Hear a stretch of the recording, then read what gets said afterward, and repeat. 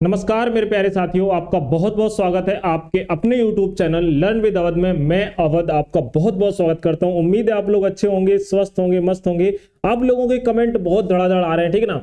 आप लोगों का जो रिस्पॉन्स आ रहा है बहुत पॉजिटिव आ रहा है, हमको बहुत अच्छा लगता है, मेरी टीम को भी बहुत अच्छा लगता है। मेरी टीम में ले दे के दो लोग हैं, ठीक है ना। एक आधे से ज्यादा काम मैं निपटाता हूँ और कुछ रहा बचा काम मैम निपटा लेती है, ठीक है।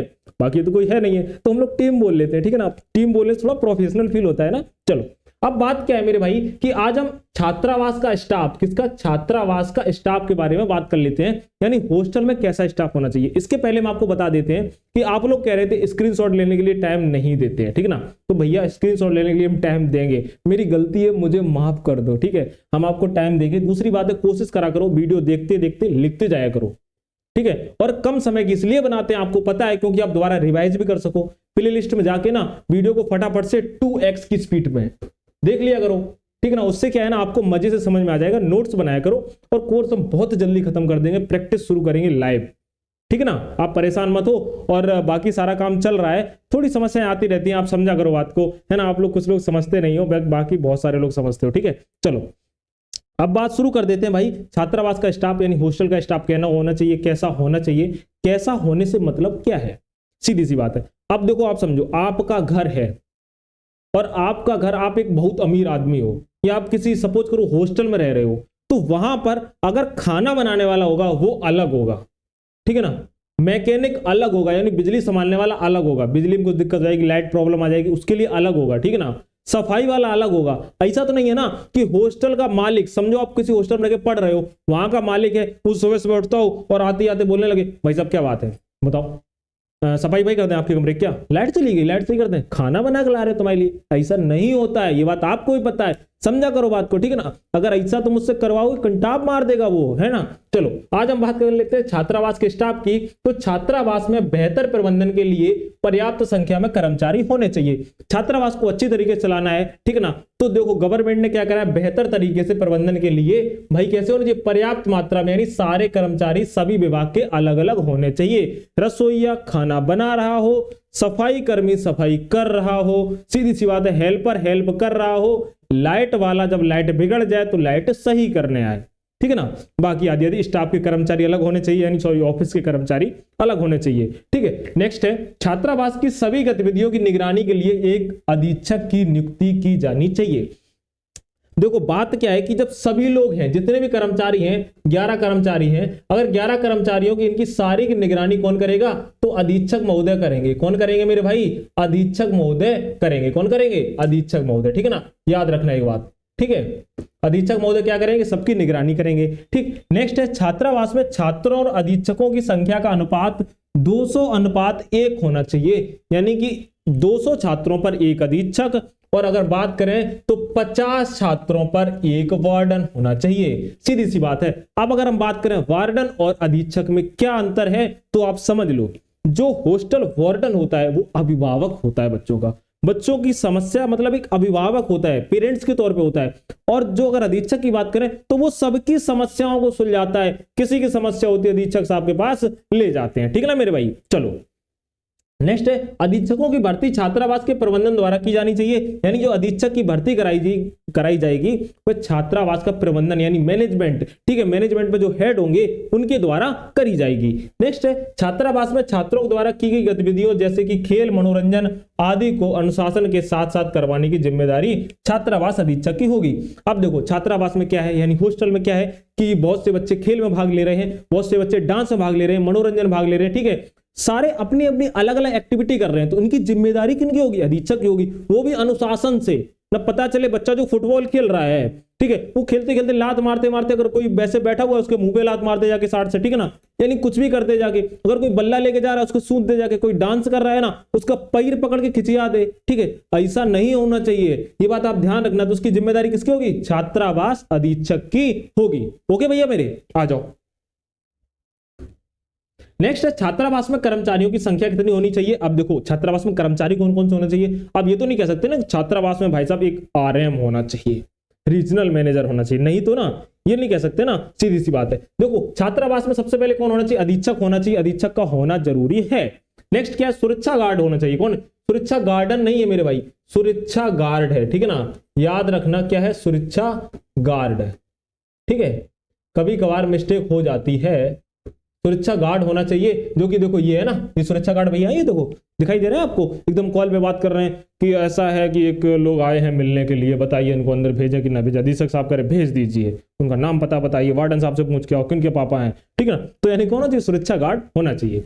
नेक्स्ट है क्लर्क होना चाहिए, क्लर्क होना चाहिए, यानी सारा लेखा जोखा कौन रखेगा, क्लर्क रखेगा, सीधी सी बात है। तो सबका काम क्या है, अलग अलग होता है ना मेरे भाई। चलो नेक्स्ट क्या है, वार्डन होना चाहिए। कौन होना चाहिए, वार्डन, यानी वार्डन किसकी भूमिका निभाता है, तो अभिभावक की, किसकी, अभिभावक की भूमिका कौन निभाता है, हॉस्टल वार्डन निभाता है। काउंसलर एक होना चाहिए, एक ऑफिस असिस्टेंट होना चाहिए, यानी अगर क्लर्क साहब को कोई समस्या है तो उनकी सहायता कौन करेगा, कौन करेगा, ऑफिस असिस्टेंट करेगा।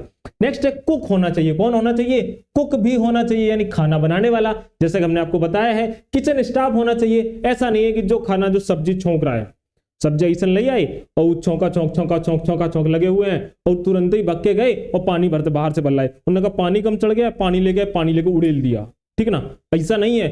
स्टाफ में क्या है, कुक सिर्फ खाना बनाएगा, किचन स्टाफ जो होगा उससे कहेगा जाओ तुम पानी लेके आओ, एक काम करो गरम मसाला यहाँ से लेके आओ, उसमें डालो आके, ठीक है ना, ले आओ मेरे को, तब वो डालेगा, ठीक है। अरे पूड़ी बन रही, तुम रिफाइन की कट्टियां खोलो, ठीक। चलो स्वीपर, सफाई करने वाला होना चाहिए। कौन होना चाहिए, सफाई करने वाला स्वीपर भी होना चाहिए, ठीक है। नेक्स्ट कौन सा, नर्स भी होनी चाहिए, नर्स का भी होना जरूरी है, ठीक है। कौन होना चाहिए, नर्स भी होनी चाहिए। देखो नर्स है ये नर्स, ऐसी नर्स होगी ना वहां छात्रावास में, ठीक है ना, एकदम बच्चे बीमारी नहीं पड़ेंगे, है ना, समझ रहे हो। चलो नेक्स्ट क्या है, क्लीनर होना चाहिए। और कौन होना चाहिए मेरे भाई, हेल्पर भी होना चाहिए, यानी टोटल कितने हैं, 12 स्टाफ होने चाहिए। और एक याद रख लेना, कौन होना चाहिए, चिकित्सा अधिकारी भी होना चाहिए। कौन होना चाहिए, चिकित्सा अधिकारी, अधिकारी भी होना चाहिए, यानी चिकित्सक। कौन, चिकित्सक, अगर बोले इंग्लिश में तो डॉक्टर। कौन, डॉक्टर भी होना चाहिए, क्योंकि बच्चे अगर बीमार पड़ गए और नर्स ना संभाल पाई और बच्चा एकदम धनरियाना हुआ, एकदम देखा जाता ना, एकदम चबिल्ली टाइप का है, ठीक है, तो मतलब डॉक्टर साहब देखेंगे उसको, है ना। चलो बढ़ जाते हैं आगे। इन सभी कर्मचारियों की नियुक्ति के समय यह जांच कर लेनी चाहिए कि यह कर्मचारी दोषी ना ठहराए गए हों। सीधी सी बात है, जब इनकी नियुक्ति हो, जब इनकी ज्वाइनिंग हो, तो ये जांच कर लेनी चाहिए कि कहीं ऐसा तो नहीं है कि कोई किसी मामले में दोषी चल रहे हैं या किसी में इनका मुकदमा चल रहा है। पता चले मतलब कि गली में या गांव में किसी के साथ गलत कर दिए, छेड़खानी कर दी है और इधर मुकदमा चल रहा है, इधर ही भर्ती उन चले आए, इनका उठा के ना कायदे से इनका सही किया जाएगा, ठीक है। नेक्स्ट है छात्रावास में बच्चे और वार्डन का अनुपात 1:50, जैसे कि हमने बताया था कि एक जो वार्डन होगा वो कितने बच्चों पर होगा, 50 बच्चों पर होगा, ठीक है भैया मेरे, आ जाओ। नेक्स्ट है छात्रावास अधीक्षक को छात्रावास में रहने, नियमित एवं समय की पाबंदी रखनी चाहिए, ठीक है। देखो ये लाइन अभी हम समझाते हैं आपको, इसके पहले आप लोग स्क्रीनशॉट मार लो, सॉरी हमें ध्यान नहीं रहा, ठीक है ना। चलो स्क्रीनशॉट मारो फटाफट से, पहले एक का मारो स्क्रीनशॉट, हम हटे जा रहे हैं, लो स्क्रीनशॉट मारो एक, अब मारो दूसरे का, कर लिया, अब तीसरे का। चलो क्या कह रहा है, छात्रावास अधीक्षक को छात्रावास में रहने में नियमित एवं समय की पाबंदी रखनी चाहिए। देखो पहली बात तो क्या है कि जो छात्रावास में यानी हॉस्टल में अधीक्षक और वार्डन वहीं रहेंगे, सीधी सी बात है, वो बाहर नहीं रह सकते हैं, ठीक है। दूसरी बात क्या है कि इनको नियमित रहना पड़ेगा और समय की पाबंदी, यानी समय की पाबंदी मतलब है कि यही लोग ऐसे होने चाहिए ना कि जो सारा सब कुछ कर सकते हो। अगर ये लोग जल्दी नहीं जगेंगे तो पता चले बच्चे भी नहीं जग रहे हैं, बच्चे भी नहीं जग रहे हैं, स्कूल का चल रहा है, वहां पे अगर बात करें स्कूल में टीचर साहब बैठे हुए, लड़का पढ़ने नहीं आए, उनका ऐसा का हो गया, टीचर बोले चलो यार देख के आते हैं, वार्डन तो यार मतलब आराम से चौकस सो रहे हैं, ठीक है ना। तो ऐसा नहीं होना चाहिए, समझ गए ना मेरे भाई, आ जाओ। क्या कह रहा है, रिकॉर्ड की जांच करना, यानी जो रिकॉर्ड है उसकी जांच होनी चाहिए। रिकॉर्ड की, किसकी, रिकॉर्ड की। देखो बच्चों के रिकॉर्ड की डेली जांच होनी चाहिए, उनका जो रिकॉर्ड रजिस्टर होता है उसकी डेली जांच होनी चाहिए। अगर बच्चों के साथ किसी भी प्रकार का बाल शोषण, क्या बाल शोषण, यौन शोषण संबंधित कोई भी अपराध होता है तो जिला प्रशासन से संबंधित अधिकारियों को मामले की सूचना देनी होगी, ठीक है। देखो अगर बच्चों के साथ कोई गलत होता है, कोई बच्चा के साथ गलत कर देता है तो उसकी सूचना किसको देंगे, तो आप ध्यान रखना इसकी सूचना किसको दे दी जाएगी, जिला अधिकारी से संबंधित जिला प्रशासन को यानी दी जाएगी। अगर पूछा जाए कि इसमें क्या होता है, किसके अंतर्गत, तो भैया आप लिख लो एक बार, किसके अंतर्गत, पास्को एक्ट, किसके, लिख लो एक बार, पास्को एक्ट धारा 21 के अंतर्गत, किसके अंतर्गत, धारा 21 के अंतर्गत आता है, अंतर्गत आता है। ठीक है, किसके अंतर्गत, धारा 21 के अंतर्गत आता है। चलो एक बार स्क्रीनशॉट मारो फटाक से, कर लिया, आ जाओ। नेक्स्ट है नियमित स्वास्थ्य जांच। कैसी जांच भैया, नियमित स्वास्थ्य जांच, यानी हेल्थ की जो जांच है वह नियमित होनी चाहिए। कैसी होनी चाहिए भैया मेरे, हेल्थ की जांच मेरे भाई नियमित होनी चाहिए। देखो कैसे, बच्चों के नियमित स्वास्थ्य जांच होनी चाहिए। बच्चों की जो हेल्थ की जांच है डेली होनी चाहिए कि बच्चे की तबीयत सही है कि नहीं सही है, बच्चे की खराब है, बच्चा आलस में, पता चले बच्चा एकदम ऐसे ऐसे ऐसे ऐसे करके चल रहा है, क्या समस्या है, तो पता करनी चाहिए भैया तुमको क्या समस्या है। तो देखो कुछ बच्चे तो ऐसे होते हैं, तुम देखे हुए कि मतलब वो बहाना बना लेते हैं, है ना, एकदम ऐसे बैठे रहेंगे और एकदम ऐसे कर लेंगे, सर पेट में दर्द हो रहा है, सर में पेट दर्द कर रहा है, तो उनकी जांच होती रहनी चाहिए। दूसरी बात क्या, छात्रावास में एक चिकित्सा अधिकारी की नियुक्ति होना आवश्यक है। छात्रावास में एक डॉक्टर होना चाहिए। कौन होना चाहिए मेरे भैया, डॉक्टर का होना बहुत ज्यादा जरूरी है। सीधी सी बात है, सिर्फ नर्स से काम नहीं चलेगा। किससे नहीं चलेगा, सिर्फ नर्स से काम नहीं चलेगा। ठीक है, चलो नेक्स्ट, सभी प्रकार के स्वास्थ्य उपकरणों एवं यंत्रों की व्यवस्था होनी चाहिए। देखो जितने सारे मेडिकल इक्विपमेंट होते हैं उनकी व्यवस्था होना जरूरी है, यानी थर्मामीटर होना चाहिए, ठीक है, ब्लड प्रेशर नापने वाला होना चाहिए, ये सारी चीजें होना, छोटी मोटी चीजें होना आवश्यक है। इसके लिए हम जल्दी नहीं बाहर भाग सकते हैं। अगर कोई गंभीर समस्या आती है तो फिर जिला प्रशासन के अंतर्गत बच्चे को रेफर किया जा सकता है, लेकिन अगर छोटी मोटी समस्या है तो पता होना चाहिए, वहां पर सारी चीजें होना बहुत ज्यादा जरूरी है, थर्मामीटर होना भी बहुत जरूरी है। बच्चों के स्वास्थ्य संबंधी रजिस्टर को अपडेट करते रहना चाहिए। देखो बच्चों के जो हेल्थ रजिस्टर है ना उसको अपडेट करना बहुत ज्यादा जरूरी है। इसका कारण क्या है कि अगर बच्चे को आज बुखार है तो कल भी उन्हें, आज बच्चे की तबीयत कैसी है, बढ़िया है, कल कैसी लग रही थी, सर्दी लग रही थी, आज कैसा लग रहा है, आज गर्मी लग रही, नहीं कल सर्दी लग रही थी, आज थोड़ी कम सर्दी लग रही है। अगर बच्चा कहने लगे कल भी सर्दी लग रही थी, आज भी सर्दी लग रही, फिर बच्चा ठीक हो जा रहा है, फिर कहे मेरी बॉडी में पेन हो रहा है, फिर ठीक हो जा रहा है, मतलब तो इससे क्या पता चलेगा, अगर अपडेट हम करते रहेंगे तो अपडेट में हमें पता चलता रहेगा कि 1 तारीख को बच्चे को बुखार था, 2 तारीख को सर दर्द था, 3 तारीख को बढ़िया था, 4 तारीख को बढ़िया था, 5 तारीख को फिर दिक्कत थी, 6 तारीख को बढ़िया था, 7 तारीख को फिर दिक्कत थी, 8 तारीख को बढ़िया था। ऐसे ही तो होगा ना मेरे भाई। चलो क्या कर लेते हैं, सीधी सी बात है, आप ये बात समझ लीजिएगा, अपडेट होना बहुत ज्यादा जरूरी है। लगातार बीमार हो रहे बच्चों की जानकारी उनके माता पिता को देना चाहिए। ठीक है, अगर बच्चे लगातार बीमार हो रहे हैं, बच्चे को अगर कोई समस्या लगातार है तो उनके माता पिता को बताना बहुत ज्यादा जरूरी है कि देखो आपके बच्चे को पहले बुखार आ रहा था, ये पहले ऐसी समस्या थी, अब ऐसी समस्या है, अब बच्चा आपका ज्यादा लगातार बीमार हो रहा है, तो आओ बच्चे को देख लो आके, हो सकता है बच्चा हीड़ रहा हो। गाँव की भाषा में कही जाता ना, हीड़ जात है, काय हीड़ जात है, तो मम्मी पापा नहीं दिखात कहूँ आसपास, है ना, ऐसे बोला जाता है ना। चलो बहुत से लोग मेरी भाषा कुछ वैसी लैंग्वेज नहीं समझ पा रहे होंगे क्योंकि हमने देखा पश्चिम बंगाल से भी लोग हैं भैया, बहुत बहुत आपका स्वागत है। नेक्स्ट है, गंभीर बीमारी की स्थिति में मुफ्त चिकित्सा की सुविधा भी उपलब्ध होनी चाहिए। अगर बच्चे को कोई गंभीर बीमारी है तो क्या है ना, फ्री में चिकित्सा होगी, फ्री में उसका इलाज होगा अगर बच्चे को कोई समस्या है तो। ठीक है, याद रखना। चलो भाई इसका स्क्रीनशॉट मारो फटाक से, पहले स्क्रीनशॉट मारो, है ना। तो तुम लोग यार हड़का देते हो, हम तो एकदम डरा जाते हैं, ठीक है ना, डर जाते हैं, स्क्रीनशॉट मारने का भी टाइम नहीं देते। हमने कहा भैया हम बिल्कुल टाइम नहीं, हम कॉपी में लिख लिए थे वो कमेंट, अब नाम नहीं याद आ रहा किसका है, कमेंट लिख लिए कॉपी में, भैया बिल्कुल तुमको टाइम देंगे, ठीक है ना। चलो आ जाओ भाई, आप किसकी बात कर रहे हैं, पोषण युक्त एवं सुरक्षित भोजन का प्रबंधन। खाना भी कैसा होना चाहिए, पोषण युक्त, यानी खाना बढ़िया होना बहुत ज्यादा जरूरी है। ऐसा नहीं है कि पता चले रोटी है, रोटी के अंदर घुन है, ठीक है, टिफिन में घुन घूम रहा है, कहीं कुछ घूम रहा है, ठीक है, तो देखा जाना चाहिए, ठीक है, पता चले कीड़े लगे टिफिन 3 दिन से धुला ही नहीं गया है। समझ रहे हो ना मेरे भाई। चलो, पोषण युक्त एवं सुरक्षित भोजन का प्रबंधन, सब्जियों को ठीक ठाक से धुला जाना चाहिए, फलों को ठीक से धुला जाना चाहिए, धोला नहीं है मेरे भाई, धुला है, ठीक है, धुला। हिंदी टाइपिंग में यही तो एक समस्या हो जाती है कि कुछ लिख दो कुछ लिख जाते हैं, ठीक है ना। सब्जियों को ठीक से धुला जाना चाहिए, फलों को ठीक से धुला जाना चाहिए। देखो जो सब्जी आएगी मार्केट से उन्हें ठीक से धुलो। कारण क्या है कि आपने सब्जी, जैसे कि सब्जी वाले जो लोग होते हैं बेचने वाले, वो गए और मार्केट में जाके और सबसे पहले तो खेत से काटेंगे, खेत से काट जाके नाला जहां मिला वहीं खंगार खंगार खंगार करके धो दी और मार्केट में जाके सीधे बेच दी। तुम लाए घर में, तुमने कट कट कट काटी और खाई, इसीलिए छात्रावास में वही सब्जी आएगी। आएगी तो मार्केट से ही ना, सीधी सी बात है। और अगर मार्केट से नहीं आएगी, अगर छात्रावास में भी उगाई जाएगी तो उसको धुलना बहुत ज्यादा जरूरी है, कीटाणु वगैरह निकल जाते हैं, ठीक है ना। चलो नेक्स्ट है, भोजन बनने के बाद किचन की सफाई की जानी चाहिए और किचन के रैक की सफाई भी की जानी चाहिए और फर्श की भी सफाई की जानी चाहिए। हम लोग घर पे करते हैं ना सफाई, खाना बनाते हो, हम तो खाना वाना सब बना लेते हैं, मतलब तुम ये समझ लो कि सारा खाना जो नहीं, पूड़ी, पुआ, गुना, बर्फी, जलेबी, ठीक है, और बालूशाही, छेना, कुछ भी चीज नहीं, सारी चीजें बनाना सीख रखी हैं।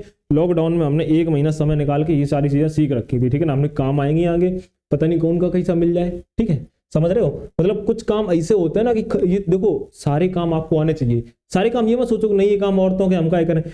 समझ जाओ आजकल का जमाना कैसा चल रहा है, ठीक है ना। तुम्हारे मत्थे कोई चढ़ गई अगर, ठीक है, तो फिर पता चले तुमसे खाना बनवाए तो आना चाहिए, तो भैया बना लो, ठीक है ना।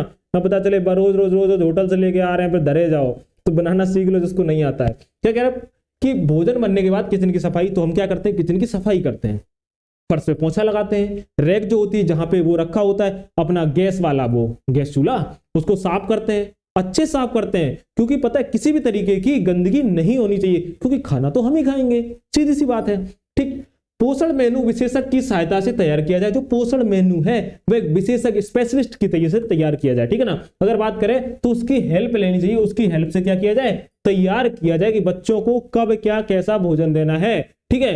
सीधी सी बात है ना, पता चले रोज खिचड़ी चल रही, रोज खिचड़ी चल रही, रोज खिचड़ी, बच्चों को जुकाम है, बुखार है, रोज रोटी चल रही है, रोज रोटी सब्जी, आलू मटर पनीर, एक ही चीज नहीं चलनी चाहिए, ठीक है। चलो, किचन की समय समय पर जांच होनी चाहिए। जांच का मतलब क्या है कि कोई ऐसी मसाला, जीरा, हल्दी, धनिया पाउडर, लाल मिर्च, काली मिर्च, रिफाइंड, बहुत सारी चीजें ऐसी हैं कि एक्सपायरी डेट वाली ना हो, जिनकी डेट निकल गई हो तुम तब भी चला रहे हो, तो समय समय पर जांच इनकी होना बहुत ज्यादा जरूरी है, किचन में जाके देखना चाहिए, ठीक है। और जांच किसको करनी चाहिए, तो अधीक्षक साहब को करनी चाहिए। किसको, अधीक्षक, अधीक्षक लिख जाता है, ये नाम ही ऐसा है, अधीक्षक साहब को जांच करनी चाहिए। जांच, अधीक्षक को जांच करनी चाहिए। चलो नेक्स्ट है, विजिटिंग डॉक्टर के द्वारा मासिक चिकित्सा जांच के दौरान यदि बच्चों में कोई कमी देखी जाती है तो पोषण की कमी को पूरा करने हेतु मेनू को संशोधित करके पोषण का ध्यान रखते हुए फिर तैयार करना चाहिए। अब इसका मतलब समझ लो, इसका मतलब आप ये समझ लो कि अगर कोई भी पोषण, यानी कि देखो पोषण मेनू बनाया गया है कि आज दाल मिलेगी, कल खिचड़ी मिलेगी, परसों मिलेगी खीर, फिर मिलेगी आलू मटर, अगले दिन आपको मिलेगी तहरी, संडे वाले दिन आपको मिलेगी पूड़ी और मिलेगी कचौड़ी और मिलेगा रायता, बढ़िया चाप के खाओ, पट से सो जाओ, ऐसा मेनू रहता है ना। अगर इस मेन्यू से अगर देखा जाए ना, तो अगर बच्चे बीमार पड़ रहे हैं तो अगर जैसे विजिटिंग डॉक्टर आएगा ना, वो कहेगा भाई कैसा खाना खाया, पूड़ी खाई, कल क्या खाया, तहरी खाई, परसों क्या खाया, खीर खाई, तुमने क्या खाया, हमने वही खाई, कब से खा रहे हो, 1 महीने से, कंटिन्यू खा रहे हो, हाँ, समझ में नहीं आया, मतलब वही चीज चल रही है। तो क्या है कि अगर ऐसा कुछ होता है तो क्या करा जाए कि जो पोषण विशेषज्ञ होते हैं, जो मतलब कौन स्पेशलिस्ट होते हैं, उनसे कह के धीरे धीरे डॉक्टर कहेगा कि भाई देखो इनकी डाइट में ये ऐड कर दो, इस तरीके से क्या है मेनू को चेंज कर दिया जाए। किसको कर दिया जाए, मेन्यू को, यानी मेन्यू को चेंज कर दिया जाए, ठीक है मेरे भाई। चलो तो आज एक बार फटाफट से इसका स्क्रीनशॉट मारो बहुत स्पीड में, ठीक है, कर लिया। चलो तो आज की थी इंपॉर्टेंट क्लास, बाकी मिलते हैं कल अपनी क्लास में, ठीक है। तो आप लोग जुड़े रहिएगा, चैनल को सब्सक्राइब करना बिल्कुल मत भूला करो यार, लाइक भी कर दिया करो, कमेंट तो जरूर कर दिया करो कि भाई साहब कैसी हमको लगी है क्लास, ठीक है ना मेरे भाई। अपने एकदम खुश होके मस्त होके पढ़ो और ज्यादा बाहर ना निकलो, जुकाम बुखार ज्यादा चल रहे हैं, ठीक है। और जुकाम बुखार से बड़ी समस्या तो बाहर घूम रही, तुम्हें पता भी है, घूम भी रही है, घूम भी रहे हैं, ठीक है। तो आप लोग स्वस्थ रहिए, मस्त रहिए, एकदम बढ़िया तरीके से लगे रहिए, ठीक है। मिलते हैं अपनी क्लास में, नमस्कार।